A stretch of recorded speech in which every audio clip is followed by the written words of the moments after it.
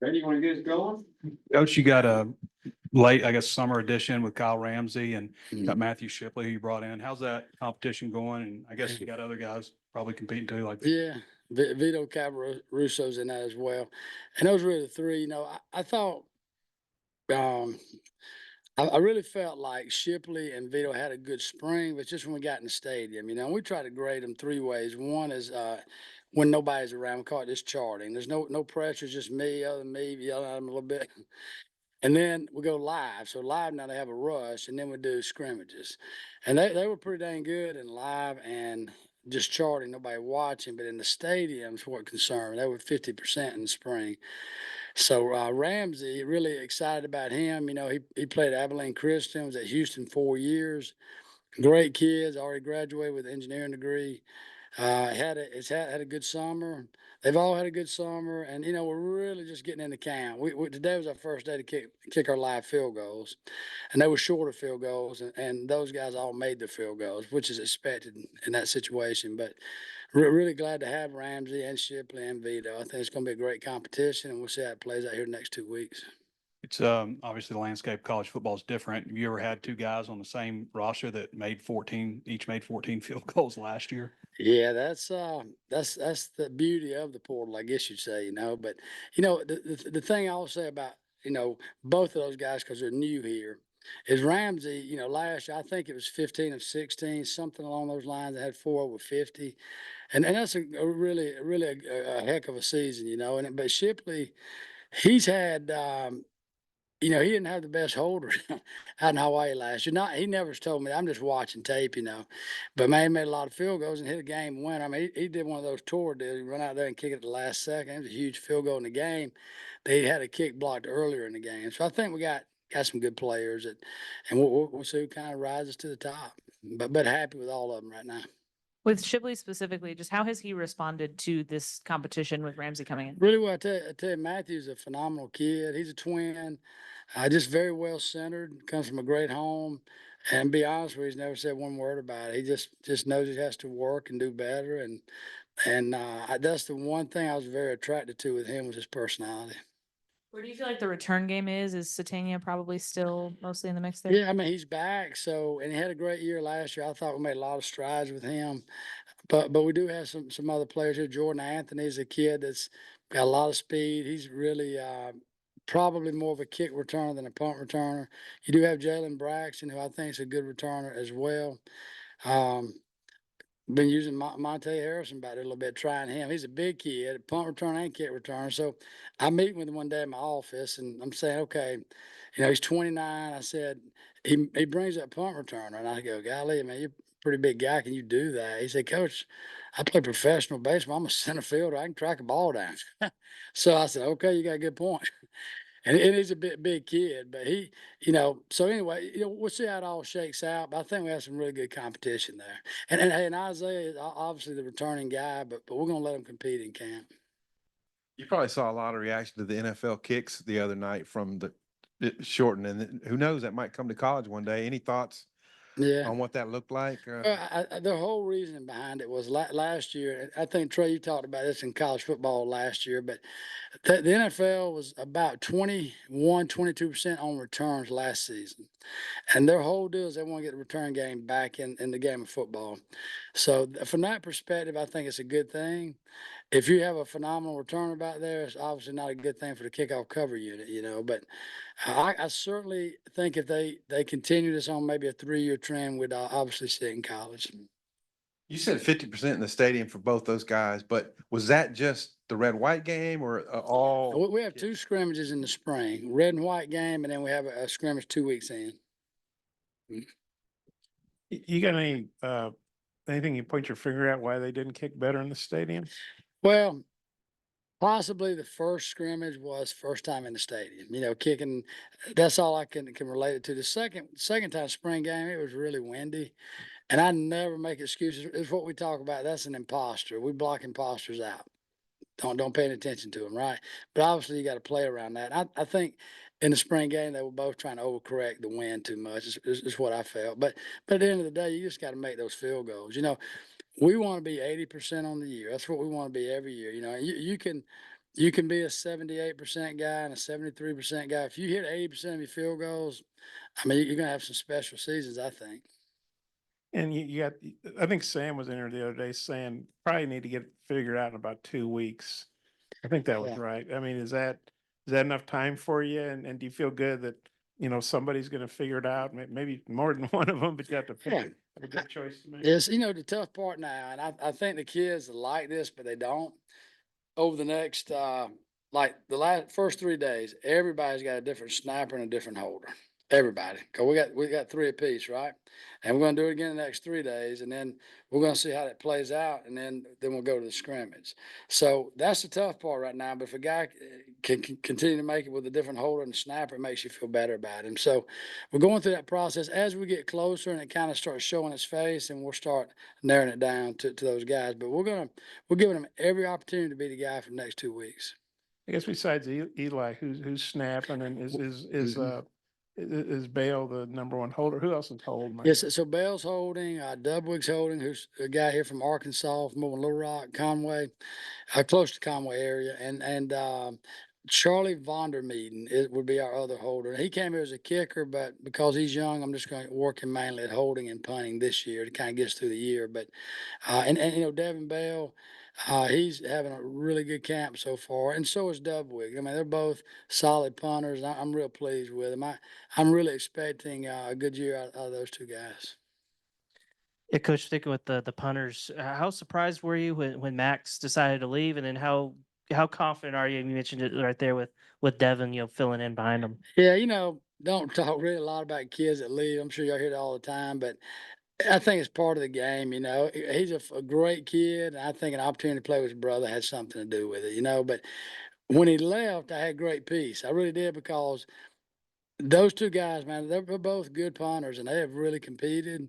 And I didn't feel like there'd be drop off there. I really felt like we had a great punter in Devin Bell. My biggest concern now is just getting Dub ready. Dubwig, call him Dub. Yeah, if I did my math right, I think Eli's, but based on media guides, they had like 234 snaps. I can't remember a bad one. Just how good a snapper is he? His strength is short snapping. I mean, he'll snap it back with threads. We always talk about the threads facing the goalpost. That way we're not hitting threads, right? He's really good. I mean, in camp, and probably the first 30 snaps at camp, he's missed maybe 3 threads, which is really hard to do. But I don't know if y'all remember his freshman year, when the Ole Miss game, breaks his hand. And that was like game 9 or 10. It's late in the season. But and they would bring the wood, but he just kept snapping. So he's a consistent kid. He's a tough kid, and he's been a really good long snapper for us. And we've been happy to have him here. And then I don't know if you thought about this. You're the one holdover survivor, whatever you want to Yeah. call, from Sam's first staff. And I know you guys were obviously together in Georgia. Kind of what do you think is the key to that longevity? I didn't know Sam before I went to Georgia, and we became neighbors. And you could stay at Georgia, and we were going to win there. Things were heading the right direction. But Sam just was always, if I get the job, you're going to come with me. And I always told him I would, not sure if I would or wouldn't, right? But he comes up after the SEC championship game. He says, "Hey, Coach, I'm going. Just go take the job. You coming?" I mean, it was like a 10-second conversation. He was out the door. I said, "Oh, I'm coming." So we go to the Sugar Bowl. Sam's obviously not there, and I mean, the night after the Sugar Bowl, which ended about 11:30, he said, "I'm calling Kirby right now, and I'm telling him you're coming." I said, "Could you wait until we get back and call him, so I ain't got to ride on the plane with him tomorrow?" He said, "No, I'm doing it right now." So I had to deal with that night and the next morning. But I really enjoyed working for Sam. I think he's a good person, obviously, but I think he's a great football coach, and he just loves this place. When we were at Georgia, he always kept a picture of Arkansas on a screen in his office. And at the time, I'm not thinking Arkansas, but that was just part of his love for the state of Arkansas. So Have you seen any changes in Devin, just maybe mentally, since Max is kind of gone and he's the Yeah. number one guy? yeah, I think the biggest thing with Devin, he probably feels like the world has been lifted off his shoulders. He's not having to compete with Max anymore. Those 2 really good punters. But man, he is just and Devin's always been a very energetic kid. But he's becoming a real leader for us, and I just hope that kind of carries into the season. And he started off with a really good camp so far. Been pleased with him. Sam has told us that you kind of prefer having a separate guy that kicks field goals and does kickoffs. And then, Cam Little kind of made that up, asserted himself as doing both. Just what is behind that? Maybe the desire to have two Yeah. separate guys. Well, when I was at Auburn, Daniel Carlson did both. When I'm at Georgia, Rodrigo did both. Rodrigo Blankenship. When I came here, I knew we had to have one because we're going to cover some really good teams. So that's where I found Vito Cavaruso. He had a big leg in high school, and I worked him out he wasn't very good, but he showed up and it's been really good for us. But, we've been blessed. Well, I was blessed at Georgia, been blessed here. We've had phenomenal kickoff guys. And when you don't have one, it can get you if you're playing a really good returner. So I'm not necessarily in favor of splitting them. I'm fine with one guy doing it. I just want the best guy to do it. And how I've always done it, you got to win it in camp. You got to win it these 2 weeks right here. And Cam could have never been a kickoff guy as a freshman. He just wasn't there. His strength wasn't there. And man, last year he had a great year. And he told me he felt like he got a lot stronger in the weight room and been developed. And he said, Coach, I'm gonna win this job, and he did. Does anything change with what you guys do during fall camp with the kickers because it's a competition, like more kicking in the stadium or, more high pressure situations, Yeah. something like that? Well, y'all probably won't believe me this, but I'm telling you, when Cam was here, we made him compete every year for the job. It was not his, and he knew he had to win it in camp. I know that sounds crazy, but that's how we do it. But with this new crop of guys, I definitely gonna spend a little bit more time in the stadium because y'all asked about the spring game. I feel like this spring we didn't get enough time in the stadium, and it's a little different on the far end with the wind, the way it plays out. And so we're trying to get over here more because I want those guys comfortable in the stadium. So that's the only thing that's a little different. The competing's the same. We're just trying to get a little more time in our stadium. Yeah, Vito, does he kind of have the inside track on the kickoff job, or? Well, they're competing again, right? But obviously he started here for 2 years. If I don't know if y'all remember this, his second year here, he led the nation in touchbacks, right?